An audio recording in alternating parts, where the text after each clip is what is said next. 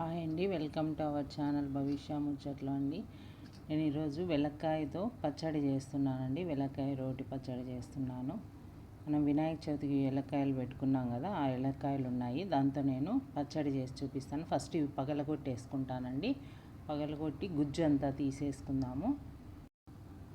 రాయి తీసుకొని రాయితో పగలగొట్టుకున్నానండి. చూడండి, ఇట్లా ముక్క అయినాయి. గట్టిగా ఉంటాయి కాబట్టి రాయితో కానీ ఏదైనా గట్టి వస్తువుతో కొట్టినామంటే పగిలిపోతాయండి, ఈజీగా పగులుతాయి. ఇప్పుడు ఇవి ఒక స్పూన్తో మధ్యలో ఉన్న గుజ్జంతా తీసేసుకుందాము. స్పూన్తో ఇలా అన్నామంటే మొత్తం వచ్చేస్తుందండి, గుజ్జు నీట్గా వచ్చేస్తుంది.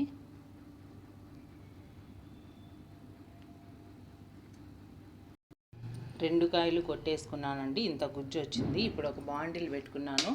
బాండిల్ పెట్టి ఒక స్పూన్ ఆయిల్ వేసుకున్నానండి. దీంట్లో ఇప్పుడు 1 స్పూన్ పచ్చి శనగపప్పు ఉంటుంది కదా, ఆ శనగపప్పు 1 స్పూన్ వేసుకుంటున్నాను. 1 స్పూన్ మినప్పప్పు వేసుకుంటున్నాను.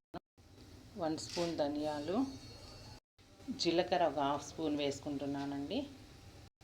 జస్ట్ కొంచెమే అండి, కొన్ని మెంతులు తీసుకుంటున్నాను, ఒక 1/4 స్పూన్ అంతే.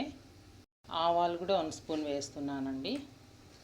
ఇప్పుడు ఒక 5-6 ఎండుమిరపకాయలు, ఒక 4 పచ్చిమిరపకాయలు కూడా వేస్తున్నానండి. ఇది స్పైసీగా ఉంటేనే టేస్ట్ ఉంటుంది, ఎందుకంటే పుల్లగా ఒగరగా ఉంటుంది కాబట్టి కొంచెం మిరపకాయలు ఎక్కువ వేసామంటే టేస్ట్ చాలా బాగుంటుందండి. ఇవన్నీ బాగా వేయించేసుకుందాము.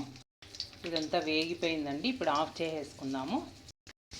నేను ఇవన్నీ రోల్లో వేసేసి దంచేసుకుంటున్నానండి. పచ్చిమిరపకాయలు పక్కన పెట్టుకున్నాను, ఎందుకంటే పచ్చిమిరపకాయలు వేసామంటే తొందరగా మెదగదండి, తడి అయిపోతుంది. పచ్చిమిరపకాయలు ఇవి కొంచెం మెదిగిన తర్వాత వేసుకుందాము. ఇట్లా కచ్చా పచ్చాగా మెదిగిన తర్వాత ఇప్పుడు పచ్చిమిరపకాయ వేసేసుకుందామండి. చూడండి, ఇప్పుడు మళ్ళీ తెల్లగడ్డ, వెలక్కాయ గుజ్జు కూడా వేసేసుకున్నానండి. ఒక 4 రెబ్బలు తెల్లగడ్డ వేసుకుంటున్నాను. ఒక గుప్పెడు కొత్తిమీర కూడా వేసుకుంటున్నానండి, కడిగి పెట్టేసుకున్నాను.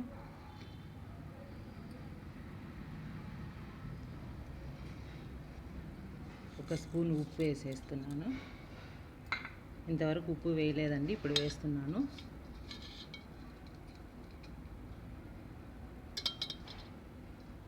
కొంచెం బెల్లం తీసుకుంటున్నానండి. బెల్లం వేస్తేనే ఇది టేస్ట్ ఉంటుంది, పచ్చడి వగరగా పుల్లగా ఉంటుంది కాబట్టి బెల్లం వేస్తేనే టేస్ట్.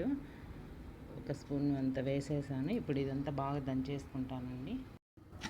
చూడండి, ఇట్లా కచ్చా పచ్చగా ఉంటే బాగుంటుందండి టేస్ట్. చూడండి, బాగా వేసుకున్నాము. కొంచెం ఒక చుక్క వాటర్ వేస్తానండి. కొద్దిగా వాటర్ వేసేసి మళ్ళీ ఒక్కసారి దంచుకొని తీసేసుకుందాము.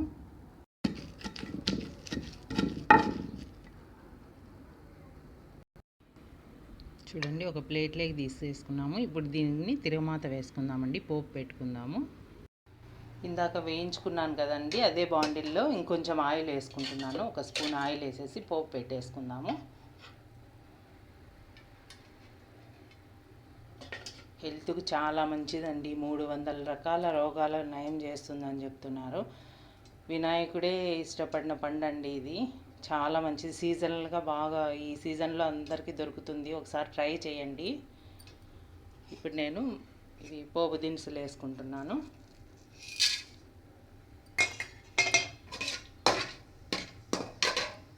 ఒక 2-3 తెల్లగడ్డలు అట్లా కొట్టి వేసేయండి.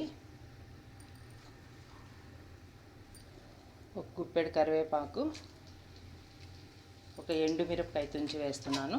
ఇది కొంచెం బాగా వేగనివ్వండి.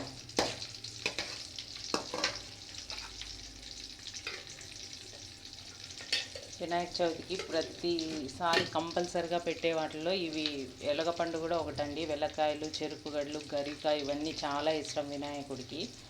ఈ సీజన్లో ఖచ్చితంగా దొరుకుతాయి. ఒకసారి ట్రై చేసి చూడండి, చాలా మంచిది హెల్త్ పరంగా కూడా. టేస్ట్ కూడా చాలా బాగుంటుందండి. రోటి పచ్చడి అయితే ఇంకా బాగుంటుంది. ఇంకా రోల్ లేనప్పుడు మిక్సీకి వేసుకొని ట్రై చేయండి. రోట్లో అయితే మిక్సీ కంటే ఇంకా టేస్ట్ ఉంటుంది. మిక్సీ దానికంటే రోటి పచ్చడి చాలా బాగుంటుంది కదండి. ఒక 5 నిమిషాలు 10 నిమిషాలు కష్టపడినామంటే టేస్టీగా తినచ్చు. ఇప్పుడు ఇది వేగిపోయిందండి. ఇప్పుడు ఈ పచ్చడి తీసి వేసేసుకుందాము. పచ్చడి దీనిలో వేసేసానండి, కొంచెం బాగా వేపుకుందాము. ఇది 1 వీక్ ఉన్నా ఏం కాదండి, చెడిపోదు, చాలా బాగుంటుంది. కొంచెం బాగా వేయించేసుకొని తీసేస్తున్నాము.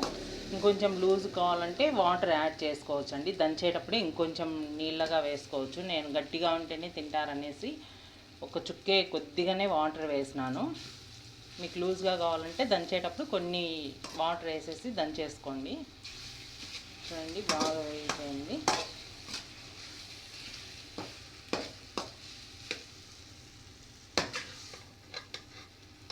వెలగపండు పచ్చడండి. ఇంకా మీకు కావాలనుకుంటే కొంచెం ఇంగువ యాడ్ చేసుకోండి. బెల్లం మాత్రం కంపల్సరీ వేయాలండి. ఇది ఎందుకంటే పుల్లగా వగరగా ఉంటుంది కాబట్టి బెల్లము కొంచెం స్పైసీగా కారం కొంచెం ఎక్కువ ఉన్నదంటే చాలా బాగా టేస్ట్ ఉంటుంది. అందుకే నేను ఎండుమిరపకాయలు పచ్చిమిరపకాయలు రెండు తీసుకున్నానండి. కొంచెం బెల్లం కూడా యాడ్ చేశాను. చాలా బాగుంటుంది. ఒకసారి ట్రై చేసి చూడండి. ఇది ఇప్పుడు ఒక గిన్నెలోకి తీసేసుకుంటాను. ఒక గిన్నెలోకి తీసేసుకున్నానండి. చూడండి చూడడానికి ఎంత బాగుందో, తింటే ఇంకా చాలా బాగుంటుంది టేస్ట్.